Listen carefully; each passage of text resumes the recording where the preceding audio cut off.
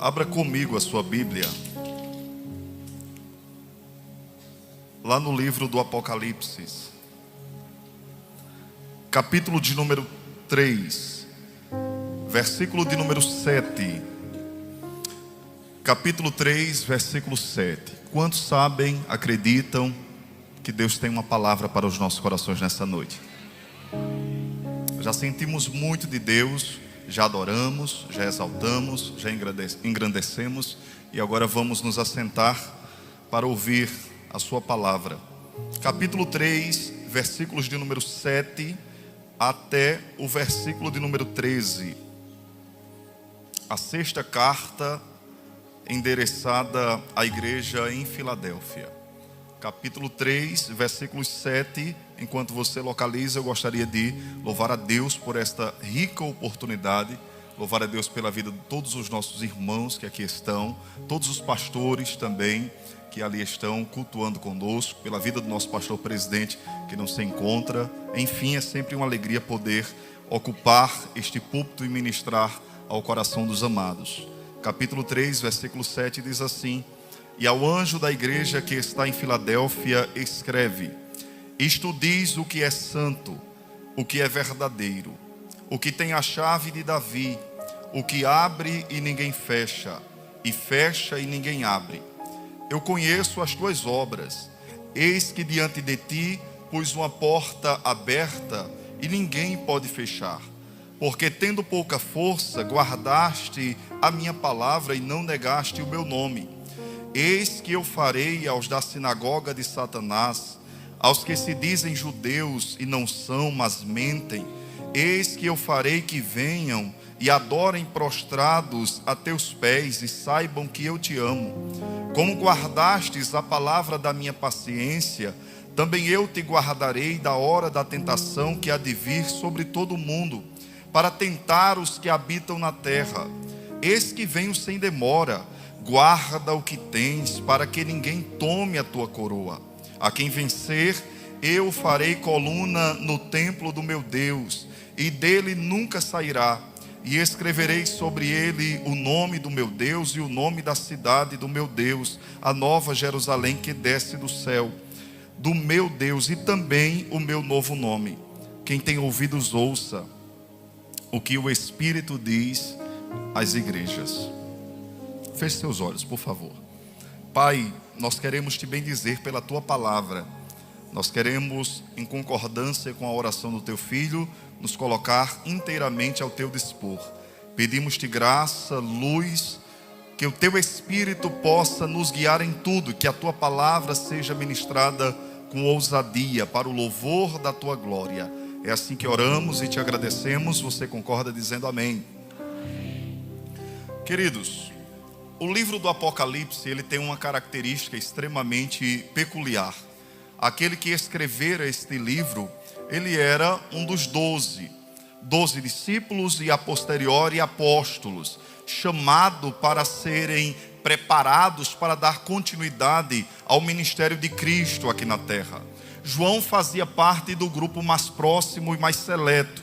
Juntamente com outros, João também reclinava a sua cabeça no peito de Jesus. Mas aqui João não é mais um garoto. João já era um senhor de idade avançada. E quando ele encontrava-se na cidade de Éfeso, isso por volta do ano 90 depois de Cristo, ele foi preso. Um imperador conhecido como Domiciano prende João e leva-o para uma ilha próxima do mar Egeu, conhecida como a ilha de Pátimos. Se você observar, capítulo 1 do livro do Apocalipse, ele faz questão de dizer que a prisão dele foi por causa da palavra de Deus, por causa da sua fidelidade, do seu temor, da sua observância à palavra. Ele foi preso e conduzido para a ilha de Pátimos. Todavia, quando João encontrava-se naquela ilha, ele recebe a visita do seu amigo Jesus. Jesus vai visitar João, não mais aquele servo sofredor, aquele homem moribundo, humilhado, vilipendiado, todo machucado, que João outrora viu na cruz. Esse que agora vai visitar João é o Cristo ressurreto, é o Cristo glorificado. capítulo 1, verso 9, João diz: olha, eu estava na ilha de Pátimos por causa da palavra de Deus, e ouvi um testemunho, ouvi uma voz que falava comigo por detrás. Quando eu virei-me para ver quem falava comigo, eu vi 7 castiçais de ouro. Os 7 castiçais de ouro representam as 7 igrejas. A igreja de Éfeso, Esmirna, Pérgamo, Tiatira, Sardes, Filadélfia e Laodiceia. E João disse: eu vi que havia alguém no meio dos 7 candeeiros de ouro, Jesus Cristo de Nazaré. Ele se revela para João como sendo aquele que caminha no meio da igreja, passeia no meio da igreja, não como um garçom, como diz uma certa música por aí, alguém que está com uma bandeja e quer dar um presente ao primeiro que dá a glória. Não, não é esse Jesus. Ele caminha no meio da igreja como o Senhor da igreja, o dono da igreja, o soberano da igreja. E João foi descrever a sua visão e ele disse: olha, eu vi que o seu rosto era como o sol do meio-dia. Eu percebi que os seus pés eram como latão reluzente. Eu percebi que os seus olhos eram como 2 chamas de fogo. Da sua boca saiu uma espada aguda de 2 fios. Ele tinha também uma vestimenta branca. Os seus cabelos eram brancos como a alva lã. E quando eu tive essa visão, João disse: eu caí como morto aos seus pés. João cai de pronto por causa do impacto daquela visão. Aquela visão aterradora de Jesus glorificado tira as forças de João e ele se prostra. Mas a revelação de Cristo como um leão não era para matar João, porque aquele que se prostra diante do Cordeiro pode ficar de pé diante do leão da tribo de Judá. A palavra de Deus para João é: João, não tenha medo. Eu sou o Alfa, o Ômega, o primeiro e o último. Eu estive morto, mas eu estou vivo pelos séculos dos séculos. E João diz, e o próprio Cristo diz: João, eu vou te dar uma missão. Você vai escrever cartas e endereçá-las às 7 igrejas que estão na Ásia. E dentre as 7 igrejas que João escreve, queridos, uma delas é a igreja a igreja conhecida como Filadélfia. A igreja de Filadélfia, ela está situada nesta cidade que hoje em dia é conhecida como Alaşehir, na Turquia. E ficava a cerca de 50 quilômetros de Sardes. É a junção de 2 palavras, filos, que é amor, e adelfo, que é irmão, fora dada justamente em homenagem por causa de um amor fraternal entre 2 homens importantes daquela época, Eumenes e Átalo. E ali estava fundada a igreja do Senhor Jesus Cristo. É interessante nós observarmos que Jesus, ele vai revelar-se para essas igrejas, e a maneira como ele se auto-identifica tem tudo a ver com as necessidades daquela igreja. Jesus não tem uma mensagem igual para todas as igrejas. Ele fala levando em consideração exatamente as demandas de cada comunidade. Ou seja, se você está aqui, ele não vai falar com pessoas que não tem nada a ver. Ele quer falar com você que aqui está sentado, com você que nos acompanha. A mensagem dele é extremamente diretiva e objetiva. Nós vamos observar que o texto começa dizendo-nos assim: ao anjo da igreja que está em Filadélfia escreve. Algumas coisas eu quero destacar com os irmãos. Em primeiro lugar, qual era o alvo primeiro desta mensagem? O anjo da igreja.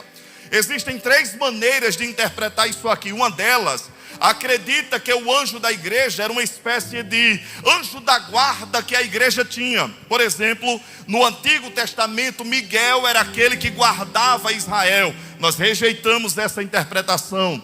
A segunda interpretação diz que o anjo da igreja seria a igreja de maneira corporativa, ela é o próprio anjo. Nós também rejeitamos. E a terceira interpretação é que o anjo da igreja seria o bispo daquela igreja, o pastor daquela igreja, o presbítero daquela igreja, o líder daquela igreja. Se você lembrar, quando Jesus se revela, João disse que ele tinha na destra 7 estrelas, que são os 7 anjos da igreja. Ou seja, o anjo da igreja, ele está nas mãos de Jesus Cristo de Nazaré. O anjo da igreja, ele está sob o cuidado de Jesus Cristo de Nazaré. E a mensagem era endereçada a priori a ele. Mas perceba que o texto diz: e ao anjo da igreja que está em Filadélfia escreve. Qual era a mensagem de Jesus para a igreja de Filadélfia e por conseguinte para os nossos corações? Primeiramente, eu quero que você observe como é que Jesus, ele se identifica para esta igreja. Ele diz logo no começo assim: isto diz o que é santo. A primeira coisa que Jesus destaca sobre si mesmo é que aquele que está endereçando uma mensagem para a igreja de Filadélfia é o santo. Algumas traduções trazem sem o artigo definido, mas o texto no grego, ele traz exatamente a expressão ho hagios, que é o santo, e esse artigo definido está dizendo que Jesus, ele é inigualável. Ele não é qualquer santo, ele é o santo. E esse título, ele corresponde no Antigo Testamento ao próprio Yahvé, ao Deus de Israel. Por exemplo, lá em Isaías capítulo 6, verso 3, Isaías viu os serafins que rodeavam o trono, e eles proclamavam acerca de Deus e diziam: santo, santo, santo é o Senhor dos exércitos, e toda a terra está cheia da sua glória. Então perceba que essa era uma maneira de identificar o próprio Deus da antiga aliança. Isaías 43:15, Deus diz: eu sou o Senhor vosso santo. O verso 14 do capítulo 43, ele diz: eu sou o santo de Israel. Isaías 40:25, ele diz: a quem pois me farei semelhante, para que eu lhe seja igual, diz o santo. Mas Jesus Cristo está agora se identificando como sendo também ele o santo, o separado, o inigualável, aquele que não tem mancha, aquele que não tem mácula, aquele que não tem nódoa, aquilo que nada macula o seu caráter e o seu ser. Ele é o santo. Eu me lembro, queridos, que quando o anjo Gabriel visitou Maria para anunciá-la que ela geraria no seu ventre o verbo de Deus, o anjo faz questão de dizer em Lucas 1:35 que ele seria o santo, enfatizando a condição única de santidade que correspondia a Jesus como filho de Deus e pessoa divina. Ele é o santo. Até mesmo os demônios, quando viam Jesus, eles não conseguiam se calar, aguentar e suportar a majestade de Jesus, e eles comumente diziam: tu és o santo de Deus, tu és o santo de Deus, tu és o santo de Deus. O apóstolo Pedro, no dia de Pentecostes, após o derramar do Espírito, na pregação dele ele faz questão de enfatizar Atos 2:27, ele diz: não permitirá, citando Salmos 16, verso 10, não permitirá que o teu santo veja a corrupção. Então a primeira coisa que Jesus quer dizer para aquela igreja é que aquele que está querendo falar com ela é um Deus que é santo. É o mesmo Deus que se revelou na antiga aliança e que agora, na pessoa de Jesus Cristo, desnuda-se diante deles e diz: eu sou o santo de Israel.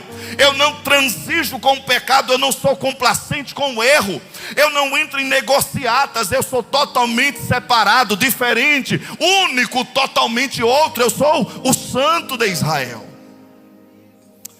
Segunda coisa, ele não é apenas santo, mas ele também é o verdadeiro. Diga assim comigo: ele é santo e verdadeiro. Perceba o que diz ainda o verso 7. Assim diz o que é santo e o que é o verdadeiro. Da mesma maneira que para santo nós temos um artigo definido como sendo inigualável, único, santo, para verdadeiro da mesma coisa, da mesma forma. Ele não é só verdadeiro, ele não só fala a verdade, ele não só tem a verdade, não só detém a verdade, mas ele é a própria verdade. Jesus é revelado aqui como sendo a verdade no sentido mais absoluto que você possa imaginar. Ele não apenas possui, mas como diz lá em João 14, verso 6, eu sou o caminho, eu sou a verdade e eu sou a vida. Quando Jesus diz que ele é verdadeiro, queridos, isso equivale a dizer que ele é genuíno, que ele é autêntico. O próprio Deus usou esse termo para contrastar-se com os ídolos que não são nada no mundo, Os ídolos que são passageiros e fugazes. Mas Cristo, Ele é verdadeiro, Ele é fidedigno, Ele é fiel na sua essência. É interessante nós observarmos que Jesus é verdadeiro, justamente porque a Bíblia nos diz em 1 João, em João capítulo 1, versículo 9, Ele é a verdadeira luz que ilumina todos os homens. Ele é verdadeiro porque João 6,32 diz que Ele é o verdadeiro pão da vida. O homem sem Cristo vive uma vida esfomeada, querendo satisfazer-se com coisas que não traz plenitude e satisfação de forma inteira e completa. Mas Jesus é o verdadeiro pão da vida.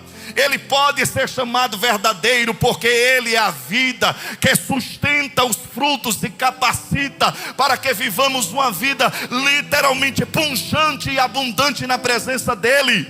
Ele disse em João 15, verso 1, eu sou a videira verdadeira e o meu Pai é o lavrador. Jesus Cristo, Ele não é só a verdade, mas Ele também é o verdadeiro Deus. E em 1 João 5,20, a Bíblia faz questão de dizer: também sabemos que o Filho de Deus é vindo, e nós temos dado entendimento e o conhecemos que é verdadeiro. Estamos no verdadeiro, em seu Filho Jesus Cristo. Este é o verdadeiro Deus e a vida eterna. Jesus Cristo é o verdadeiro. Mas em terceiro lugar, Ele não é só o santo e o verdadeiro, Ele também é aquele que tem a chave de Davi. Chave na Bíblia significa autoridade. Chave no livro do Apocalipse refere-se à autoridade. Quando ele diz que ele tem a chave de Davi, ele está dizendo que ele é o soberano Rei dos reis, o Senhor dos senhores.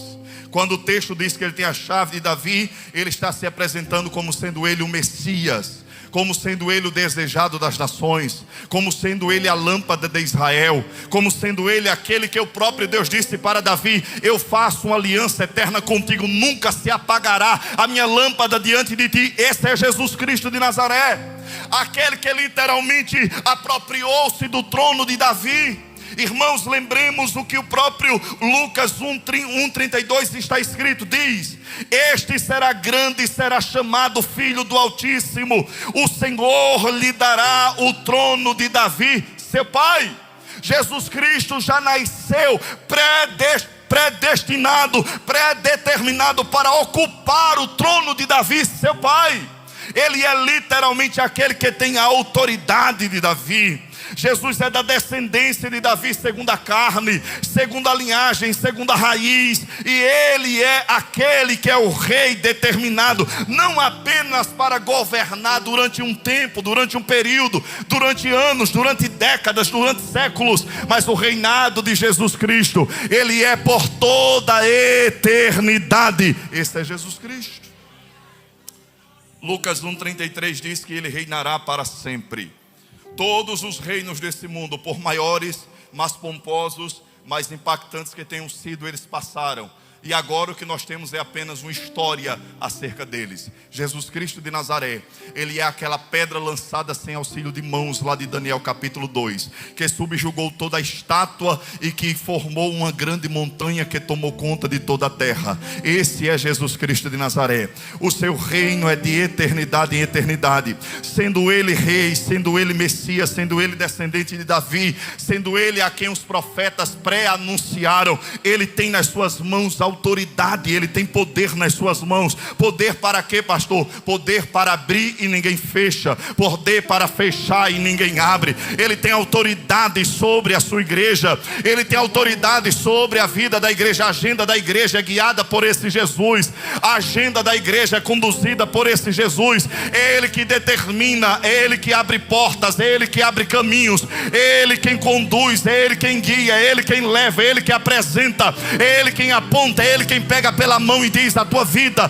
não é guiada de acordo com aquilo que tu queres, queridos. Eu lendo esse texto, meu coração inflamou, porque eu entendi que a minha vida e a tua vida, ela não é conduzida por nada que nós consigamos ver, presenciar, ou talvez até mesmo prognósticos acerca do amanhã. Quem conduz a história da igreja é Jesus Cristo de Nazaré. Ele tem nas suas mãos a chave, Ele abre, Ele fecha, Ele abre, Ele fecha, Ele conduz, Ele guia, Ele aponta, orienta, Ele direciona. Esse é o Jesus Cristo de Nazaré. Ele tem autoridade. Jesus Cristo revela-se de 3 maneiras para essa igreja: eu sou santo, eu sou verdadeiro e eu tenho autoridade. Quem está falando com vocês não é qualquer um, é Jesus Cristo, santo, verdadeiro e tem autoridade. Perceba que Jesus vai lidar com aquela igreja de uma maneira extremamente importante, porque primeiro ele destaca os pontos fortes daquela igreja. Observe no verso de número 8 que Jesus diz assim: conheço as tuas obras. Conheço as tuas obras. Conhecer aqui não é apenas uma questão cognitiva, não é eu sei informações sobre vocês. Ele conhece as obras dessa igreja porque ele anda no meio da igreja.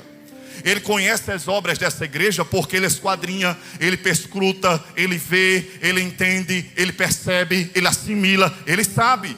Ele não precisa que ninguém fale de você para ele. Ele conhece você por dentro e por fora. Ele sabe exatamente o estado da nossa alma e da nossa mordomia diante dele. Eu conheço, e essa expressão vai repetir-se várias vezes em todas as cartas. Então, primeira coisa que ele fala é: quem vai falar com vocês é alguém que conhece profundamente o estado da alma de vocês. Primeira coisa: eu conheço as tuas obras. Eis que diante de ti pus uma porta aberta. Por que que ele pôs essa porta aberta?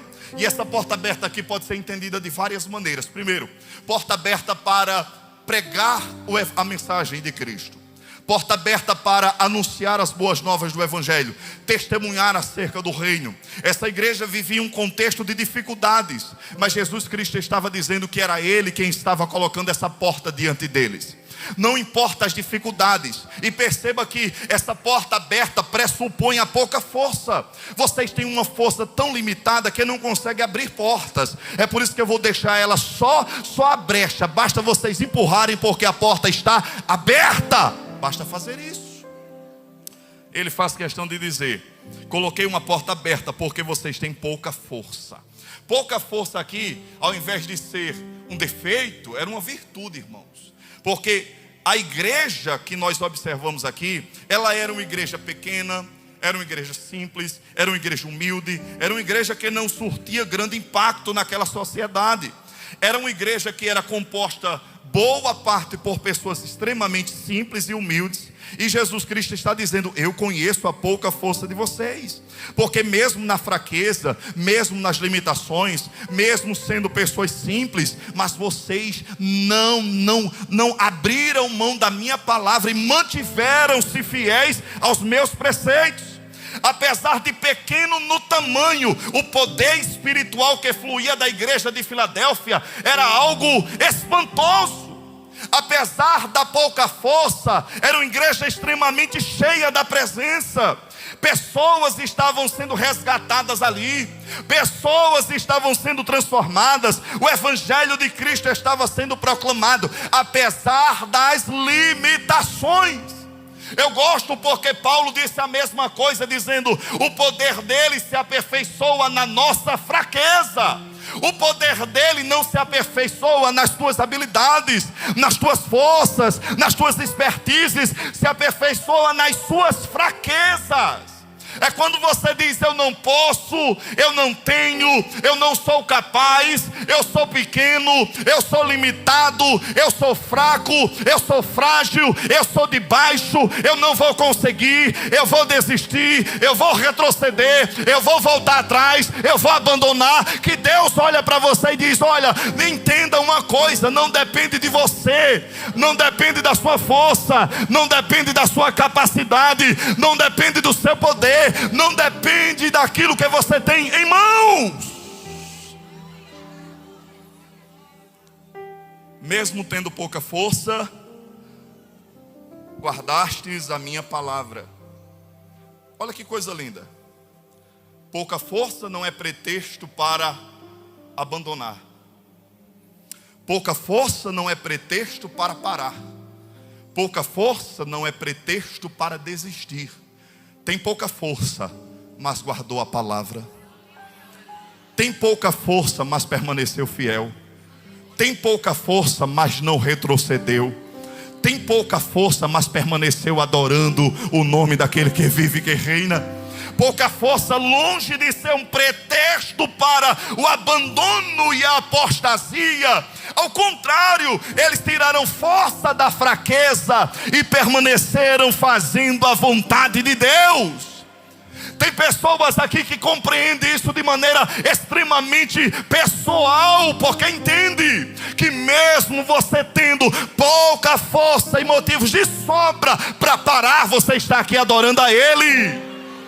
Você poderia já ter desistido, retrocedido, voltado atrás, porque entendes as tuas próprias limitações, percebe-se pequeno, diminuto, mas você continua buscando, continua adorando, continua pregando, continua anunciando, continua proclamando, continua dizendo que Ele é bom, que Ele é grande, que Ele é Deus, que Ele é poderoso, que Ele é santo, que Ele é fiel, que Ele é soberano. Se você recebe essa palavra, levante a sua mão, abra a sua boca e dê um glória a Deus por isso.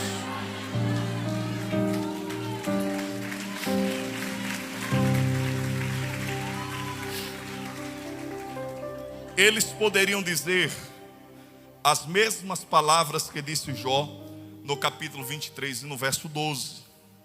Eu não abandonei o comando dos teus lábios, dei mais valor às palavras da tua boca do que o meu alimento. Eu não abandonei as palavras dos teus lábios. Eles poderiam abrir os lábios e dizer exatamente como disse Martinho Lutero, quando estava sendo julgado diante das autoridades imperiais. Ele abriu a sua boca e disse: a minha consciência é cativa da palavra de Deus. Lutero abandone, Lutero desista, Lutero volte atrás, Lutero se retrate e ele disse: olha, se vocês me convencerem pela palavra que eu estou errado, eu vou me retratar, porque a minha consciência, ela é escrava da palavra. A palavra que determina a minha vida, a palavra que determina a minha espiritualidade, a palavra é que determina o meu posicionamento, é a palavra de Deus e ponto. Eles não se desviaram do padrão de obediência e autenticidade e relacionamento com Cristo. Jesus disse lá em João 14, versículo 23 e 24: se alguém ama, se alguém me ama, guardará a minha palavra. Como você pode comprovar que ama a Deus? Através de expressões externas, manifestações externas? Não. Você vai provar que ama a Deus guardando a palavra de Deus. Sabe como é que você vai provar que ama a Deus? Quando amanhã você chegar no seu trabalho, na sua repartição, e vier uma oportunidade de você transgredir com a palavra, e você diz: mas a minha consciência é escrava da palavra. Sabe como é que você prova que ama a Deus? Quando a tentação bater na porta e você dizer: eu não vou abrir, eu não vou abraçar, eu não vou ser complacente, eu não vou pecar, eu não vou transgredir, porque a minha consciência, ela é escrava da palavra de Deus. Nós literalmente iremos dar prova, testemunho externo de que amamos a Ele quando guardarmos a sua palavra. E guardar aqui traz o sentido exatamente de observar, de reservar, de experimentar, de externalizar, de colocar em prática na vida. E Jesus está dizendo: olha, vocês são tão pequenos e fracos, mas vocês continuam guardando a minha palavra. Olha, Jesus está dizendo: vocês são fracos, mas estão guardando a minha palavra. Oh, irmãos, essa é aquilo que nós devemos almejar, é aquilo que nós devemos desejar, ouvir dos lábios de Jesus essas mesmas palavras. Vocês são fracos, mas vocês estão guardando a minha palavra. Jesus disse em João 15, 13, 14: ninguém tem amor maior do que este, de dar a alguém a sua própria vida em favor de seus amigos. Vós sois os meus amigos, se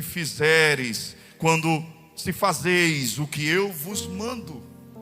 Você é amigo dele quando você fizer aquilo que ele manda.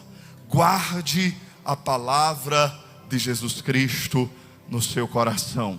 Disse o salmista: escondi a tua palavra no meu coração para eu não pecar contra ti. Disse o salmista: a palavra do Senhor é lâmpada para os meus pés, ela é luz para o meu caminho. É essa palavra que o escritor aos Hebreus, ele diz, ela é viva, eficaz, é mais penetrante do que a espada alguma de 2 fios. Ela penetra até a divisão da alma, do espírito, juntas e medulas, e é apta para discernir pensamentos e intenções do coração. É a palavra de Deus. guarde a palavra. Jesus elogia essa igreja porque eles eram pouca força, tinham pouca força, guardavam a palavra e não negaram o seu nome. Não negaram o seu nome. Vocês estão lembrados que Jesus Cristo disse: aquele que me confessar diante do Pai, diante dos homens, eu confessarei diante do Pai que está nos céus, e aquele que me negar diante dos homens, eu negarei. Ali não é o negar ou confessar de uma vez, irmãos. O texto ali poderia ser melhor traduzido como: aquele que continuamente confessar-me diante dos homens, eu confessarei diante do Pai. Não é o negar de um momento, é o negar de uma vida de negação, é o confessar de uma vida. E o que o texto está mostrando é que essas pessoas aqui, eles não negaram em um dado momento da história. Tiveram oportunidades, tiveram propostas, tiveram caminhos, tiveram vielas, becos, que eles poderiam ter tomado e negado de maneira escancarada o nome de Jesus, mas eles disseram: eu não abro mão da palavra, eu não nego o meu Jesus, eu não abandono o meu Jesus, eu não abro mão. Eu quero que você levante a sua mão e receba essa palavra, porque o Espírito Santo de Deus te diz nessa noite: virão propostas diante de você, virão tentações diante de você, pessoas baterão na porta, tentarão demover-te do relacionamento e da intimidade com Deus, mas você precisa se posicionar de maneira firme e dizer: eu não nego o meu Jesus, eu não nego o meu Jesus, eu não nego o meu Jesus. Pode apertar, pode pressionar, pode bater, é como disse Policarpo: pode acender a fogueira, mas eu não nego. Ele nunca me abandonou. Como eu faria tal coisa com ele?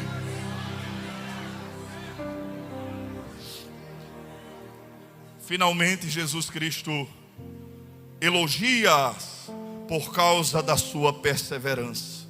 Se você observar a própria expressão que é usada no verso 10, como guardastes a palavra da minha paciência, a palavra paciência aí, ela tanto pode ser traduzida como paciência como perseverança. Não é uma paciência de alguém que está sentado esperando, deitado numa rede, não. É de alguém que persevera, é de alguém que faz, é de alguém que trabalha. E esta era uma igreja extremamente atuante.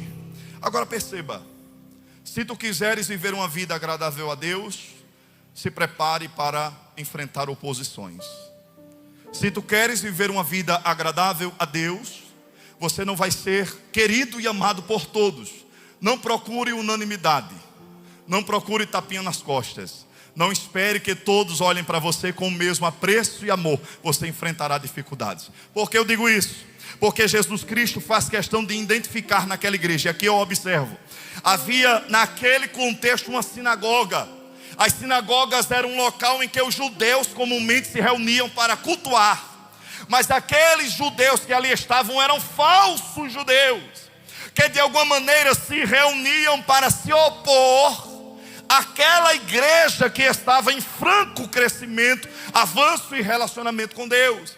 E o que é que Jesus Cristo disse? Olha, essa sinagoga, eles se dizem judeus, não são, na realidade, é uma sinagoga de Satanás. São falsos irmãos, pessoas que estão sendo usadas para causar danos. Agora, sabe o que eu acho maravilhoso? É que das 7 cartas que nós temos na Bíblia, só duas igrejas não recebem exortações, e uma delas é a igreja de Filadélfia.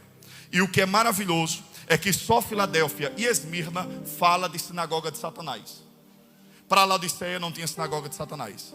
Para Éfeso não tinha sinagoga de Satanás. Para Pérgamo não tinha sinagoga de Satanás. Por que não, pastor? Porque de alguma maneira eles estavam andando alinhado com os valores que não são os valores de Deus. Então, se você quiser fazer a vontade de Deus, se prepare, porque você vai enfrentar resistência, você vai enfrentar oposição, você vai enfrentar dificuldades, você vai enfrentar levantes. Pastor, o Senhor está querendo me desmotivar? Não, eu estou querendo lhe preparar. Mas por outro lado, eu lhe digo que se você estiver no centro da vontade de Deus, é Ele quem vai te sustentar, é Ele quem vai te fortalecer, é Ele quem vai te manter de pé. Ainda é o lugar mais seguro para se estar no centro da vontade de Deus, mesmo que com perseguição, com dificuldade, com oposição, com resistência. Mas maior é o que está conosco do que aquele que está no mundo. mesmo com dificuldade, mas a Bíblia diz que quando os inimigos vierem como correntes de água, o Espírito do Senhor arvorará a sua bandeira. A palavra de Deus diz que 1000 cairão ao teu lado, 10.000 à tua direita, mas tu não serás atingido. Pastor, eu não estou entendendo. Eu resolvi viver uma vida agradável a Deus, mas é tanta dificuldade, é oposição, é luta, é no trabalho, é na rua, é na repartição, é na faculdade, é tanta dificuldade e sempre será, meu irmão. Não queira ser amado em um mundo em que o nosso Jesus foi crucificado.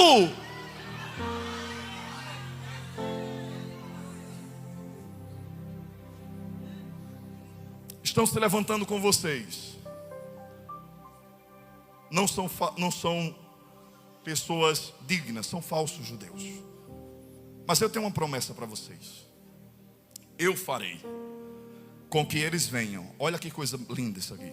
Verso 9. Eu farei com que os da sinagoga de Satanás, que se dizem judeus e não são, mentem, eles venham e adorem prostrados a teus pés e saibam que eu te amo.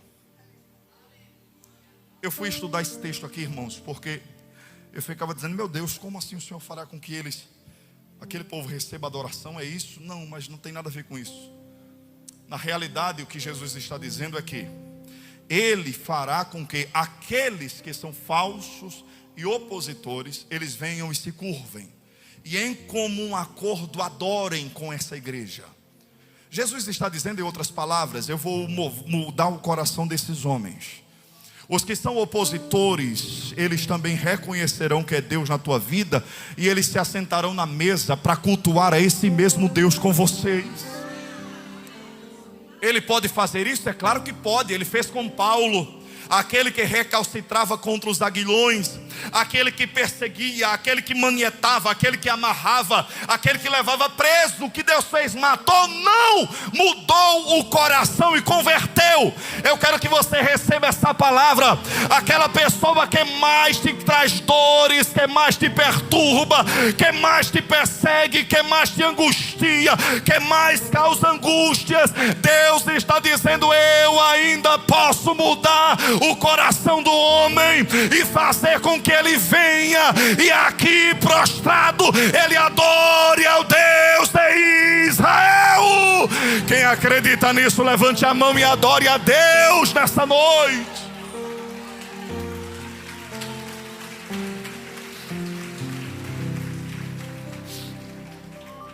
Ele pode pegar aqueles que na sua mentalidade são os piores, dar um banho de graça e fazer deles um instrumento poderoso nas mãos do Senhor. Eu lembro-me que eu trabalhei em uma determinada empresa anos atrás, e nós tínhamos uma supervisora que dava um trabalho com só a graça de Jesus Cristo.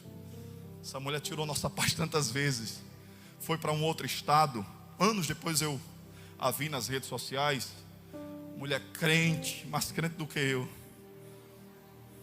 adorando a Deus, exaltando a Deus, cultuando a Deus, engrandecendo a Deus. Ele ainda pode mudar, Ele ainda pode restaurar, Ele ainda quebranta, Ele ainda quebra, Ele ainda transforma, Ele ainda muda. A Bíblia diz que o coração do rei está nas mãos do Senhor, e Ele move para onde Ele quer. Ele é soberano. Eu e você precisamos compreender, e o que Deus está dizendo para essa igreja é exatamente isso. Quem vai fazer sou eu. Eu vou marcar um encontro com a sinagoga de Satanás, eu vou desfazer esses planos, eu vou colocar por terra todas essas investidas, e vocês verão a minha mão de Deus agir. Queridos, eu sinto a graça de Deus para liberar essa palavra sobre a sua vida. Deus está dizendo aqui, eu estou desfazendo aquilo que foi preparado. Está trazendo dores, está trazendo angústia, está trazendo aflição, mas Deus te diz nessa noite, te prepara, porque eu vou visitar, vou quebrar cadeias, e tu verás a minha mão de Deus ser exaltado nesse meio. Se você acredita, levante a mão, abre a tua boca, meu filho, e dá um glória a Deus nessa noite, a esse Deus que visita, restaura, quebranta, multa, porque Ele é Deus. Aleluia, aleluia, aleluia. Agora olha a promessa que Jesus tem de um grande livramento para eles. Versículo 10. Como guardastes, eu quero que você entenda que a promessa, ela está totalmente relacionada ao guardar a palavra. Porque esse é um texto que traz consigo várias discussões teológicas. E há pelo menos duas interpretações principais sobre esse texto.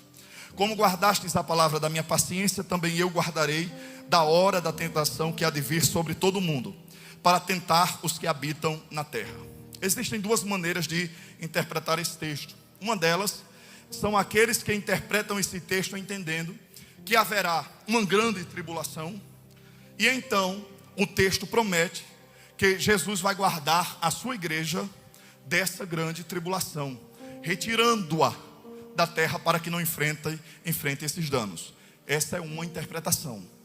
A outra interpretação entende o seguinte, que embora o texto diga guardar da hora da tribulação, é a mesma construção que aparece, por exemplo, em João 17:15 e Gálatas 1:4, quando Jesus disse: não peço que os tire do mundo, mas que os livre do mal. E da mesma maneira o texto lá de Gálatas, quando o próprio Paulo disse que seria guardado do sistema, mas sem ser arrancado dessa terra. Essas duas interpretações são possíveis. Eu particularmente penso que o guardar aqui não é o retirar antes da tribulação, porque é uma promessa de maneira direta para a igreja de Filadélfia. Perceba, o texto diz: como vocês guardaram a minha palavra, então eu também vou guardar vocês de determinada tribulação.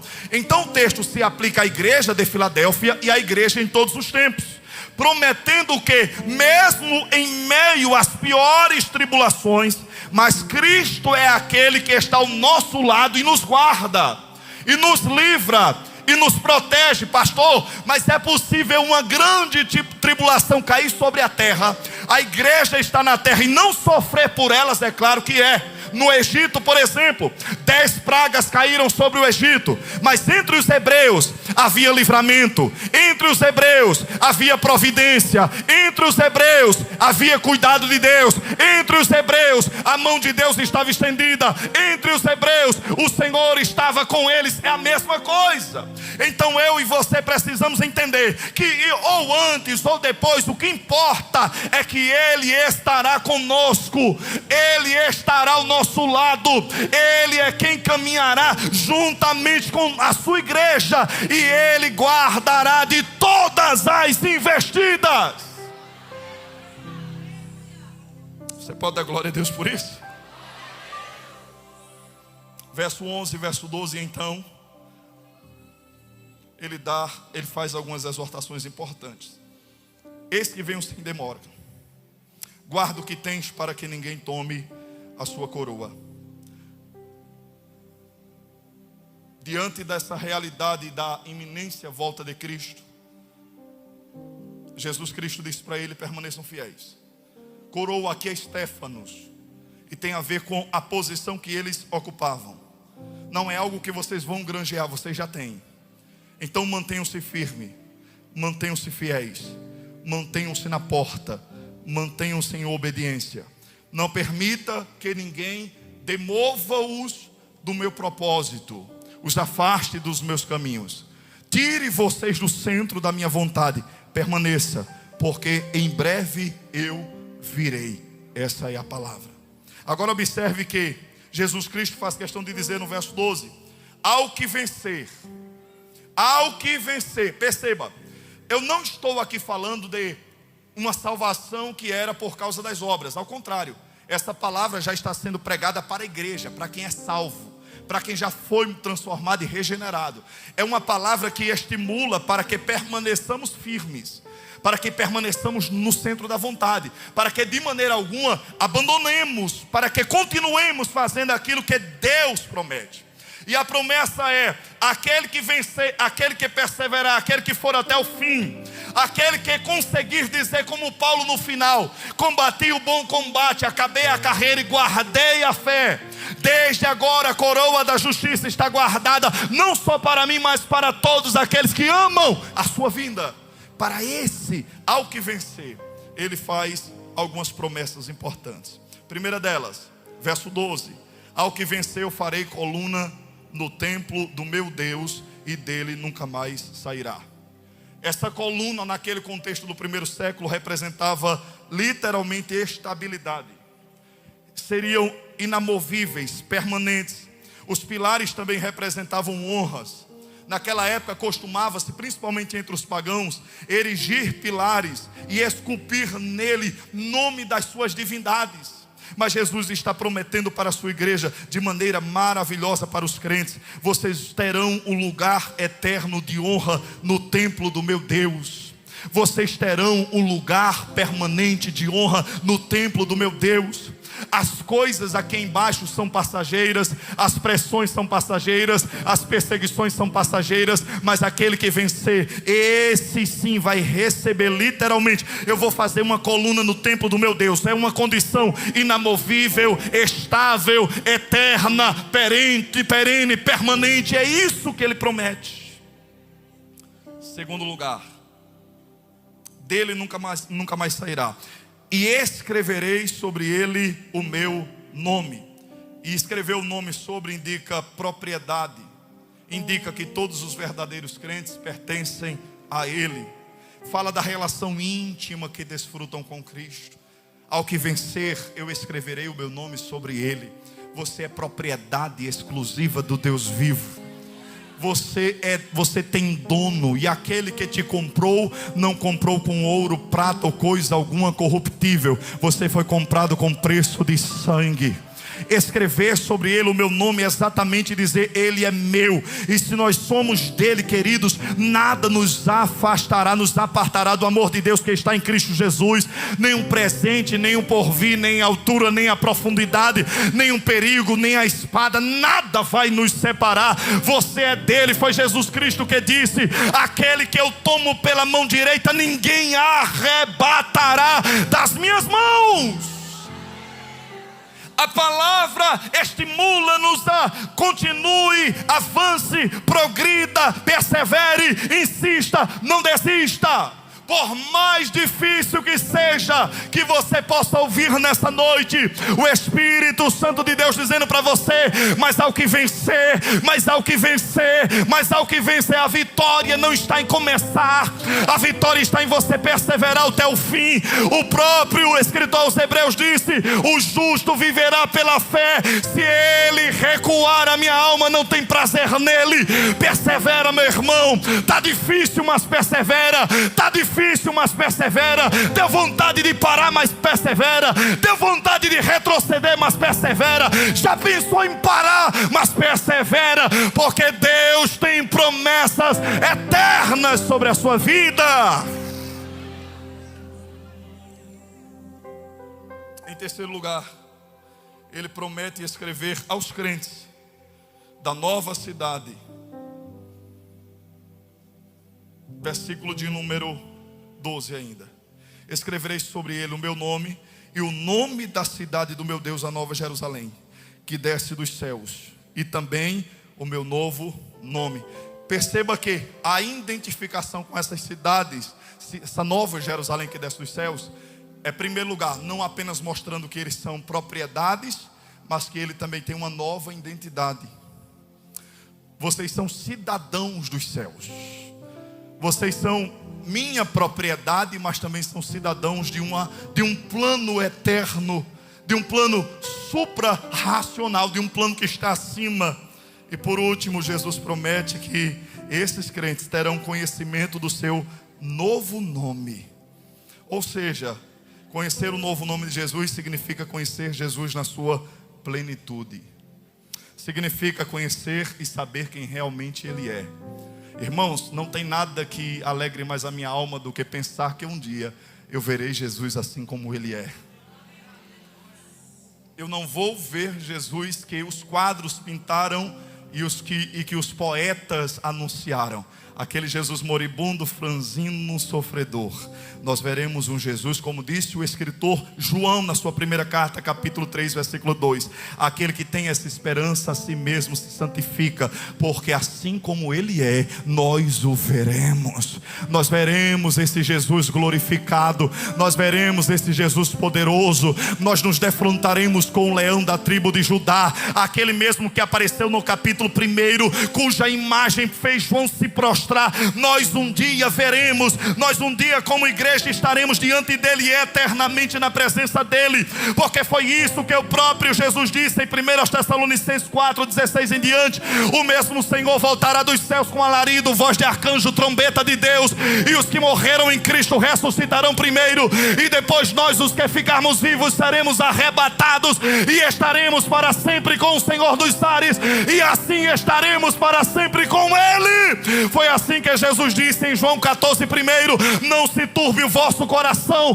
creia em Deus e creia também em mim. Na casa do meu pai há muitas moradas, se não fosse assim eu vos teria dito, mas eu vou preparar-vos lugar, e se eu for e vos preparar-vos lugar, eu virei outra vez para vos buscar, para que onde eu estiver, estejais vós também.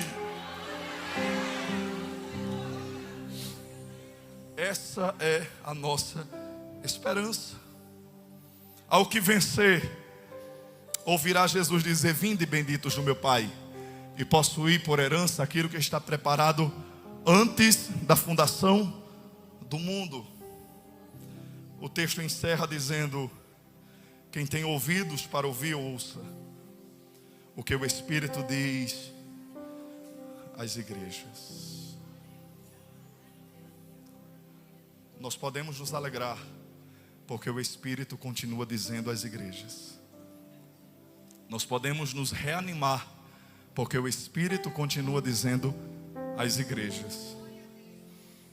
Pastor, perseguição, persevere, insista, progrida, avance, não volte atrás, não volte atrás, porque Ele promete que estará conosco em meio às tribulações, e um dia nós ainda vamos desfrutar plenamente da presença dEle em toda a eternidade. Não iremos esgotar Deus, uma eternidade é muito pouco para você conhecer Deus na sua plenitude, mas vamos conhecer mais do que nós conhecemos. Paulo disse que hoje nós vemos como se fosse através de um espelho, mas um dia veremos como Ele é. Fica de pé em nome de Jesus. Segure na mão de alguém, por favor. Feche seus olhos. Os meninos de louvor, se puderem se aproximar. Feche seus olhos.